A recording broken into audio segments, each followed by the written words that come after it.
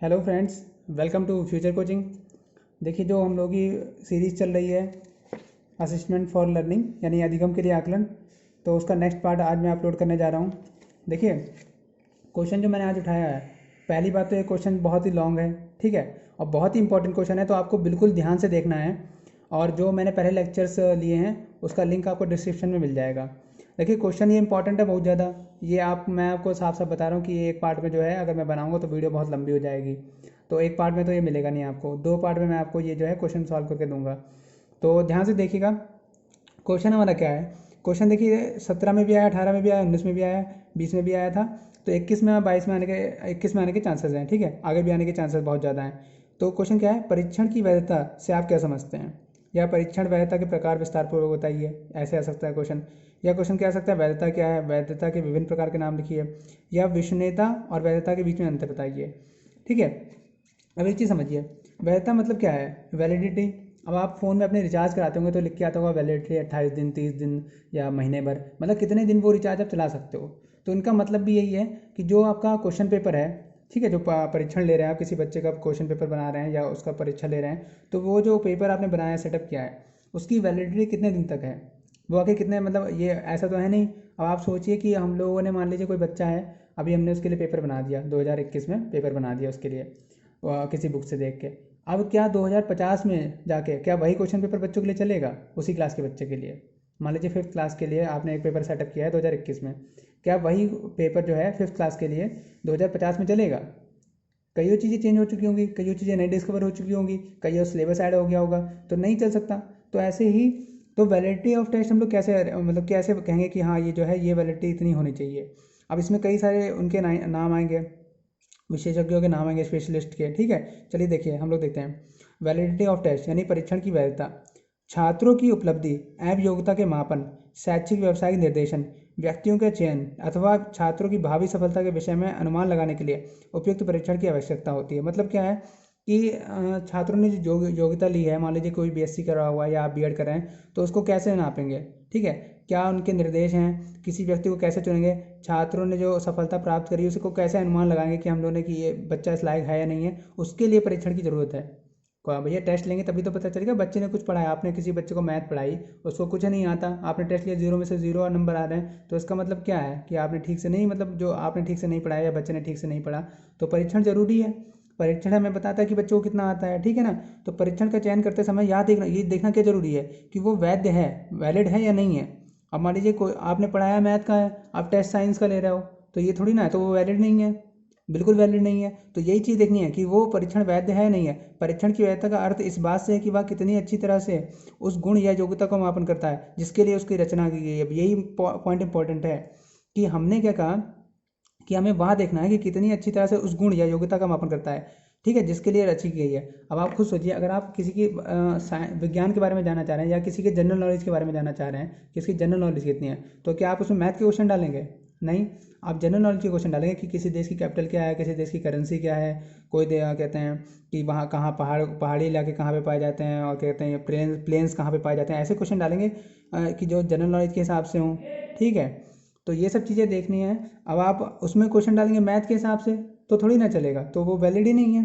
तो इसके लिए देखिए, क्रॉनबैक ने क्या कहा था, देखिए ये जो लाइनें हैं, अगर आप पेपर में कुछ भी लिखते हैं उसके साथ एक या दो डेफिनेशन लिख देते हैं किसी विशेषज्ञ की, स्पेशलिस्ट की, तो आपके जो है क्वेश्चन आंसर को थोड़ी पॉइंट मिल जाते हैं। मतलब बहुत जो एग्जामिनर होगा, जो आपकी कॉपी चेक करेगा, वो आपसे बहुत इंप्रेस हो जाएगा, ठीक है। तो इसमें से एक जो डेफिनेशन मैं 3-4 बताने जा रहा हूँ, उसमें से एक या दो तो आपको याद करनी ही करनी है। तो क्रोनबर्ग ने क्या कहा था, किसी परीक्षण की वैधता उसकी वह सीमा है जिस सीमा तक वह वही मापता है जिसके लिए उसका निर्माण किया गया है। देखिए मतलब क्या है, इन्होंने कहा कि कोई परीक्षण की जो जो भी टेस्ट पेपर है उसकी वैलिडिटी तभी तक है, ठीक है, जब तक हम लोग चाहते हैं कि हाँ ये जो है, जैसे मान लीजिए आपने साइंस का पेपर सेटअप किया है, जब तक वो साइंस का पेपर आपने जो सेटअप किया है वो साइंस ही नाप रहा है, तब तक तो वो वैलिड है।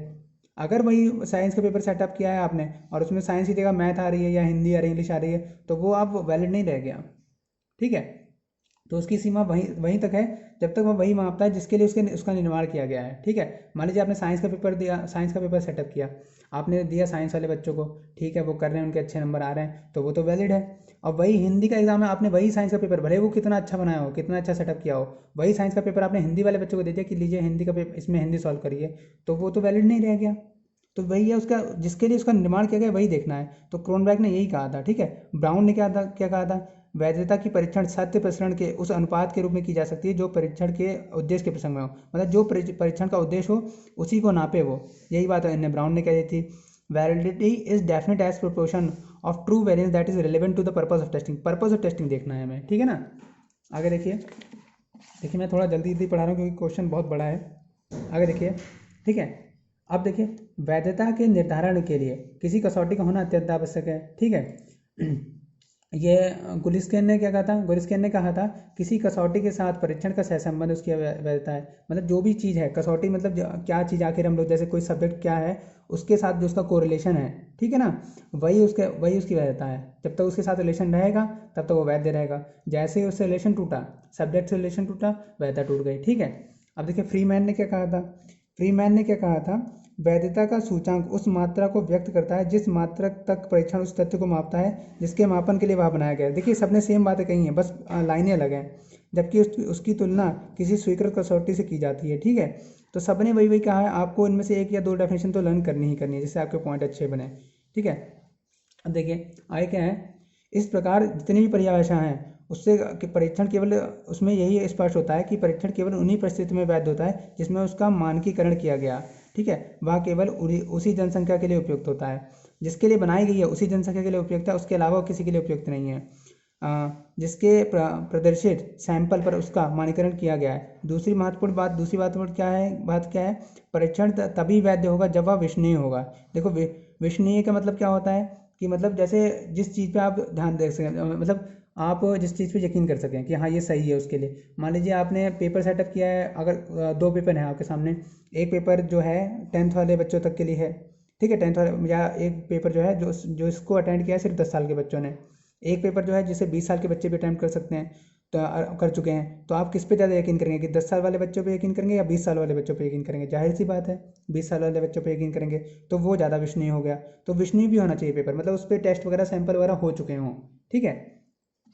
हाँ, या अब खुद सोचिए, आपने एक पेपर सेटअप किया 10 नंबर का, एक सेटअप किया 30 नंबर का, तो 10 नंबर वाले की विश्वसनीयता उतनी नहीं होगी जितनी 30 नंबर वाले की होगी, क्योंकि 30 नंबर वाले में चीज़ें ज़्यादा आ चुकी होंगी, उसमें ज़्यादा चीज़ें आप पूछ सकते हैं, ठीक है। तो यही इनका अंतर है। विश्वसनीय परीक्षा की वैधता पर, अब विश्वसनीयता है जो परीक्षा की वैधता पर निर्भर नहीं करता, जबकि वैधता विश्वसनीयता पर निर्भर करती है, ठीक है। वैधता और विश्वसनीयता में अंतर कैसा, त्रुटि के हिसाब से, गलतियों के हिसाब से हो सकता है। देखिए विश्वसनीयता में क्या है, विश्वसनीयता में जो गलती होगी वो संयोग से होगी, ठीक है, अचानक से होगी। लेकिन वैधता में जो त्रुटि है वो पहले से ही होगी। आप खुद सोचिए भाई, फॉर एग्जांपल नॉर्मल सी बात है, आपने जो विश्वसनीयता के आपने क्या किया, आपने पेपर सेटअप किया था 10th क्लास के बच्चों के लिए, गलती से वो पहुंच गया 12th क्लास वालों के लिए पास, तो वो क्या हुआ, वो आपकी विश्वसनीयता में गलती आ गई। लेकिन आपने पेपर सेटअप किया साइंस का, वो पहुंच गया मैथ वालों के बच्चों के पास, तो वो तो पहले से ही साइंस थी ना उसमें, तो वैधता ही उसकी गलत हो गई, ठीक है। अब देखिए एक चीज़ और ध्यान रखिएगा कि विश्वसनीयता, उच्च विश्वसनीयता और उच्च वैधता एक साथ कभी भी नहीं हो सकती हैं, ठीक है। ये इनमें आंतरिक सहसंबंध हो जरूरी नहीं है, ठीक है, हो भी सकता है नहीं भी हो सकता है।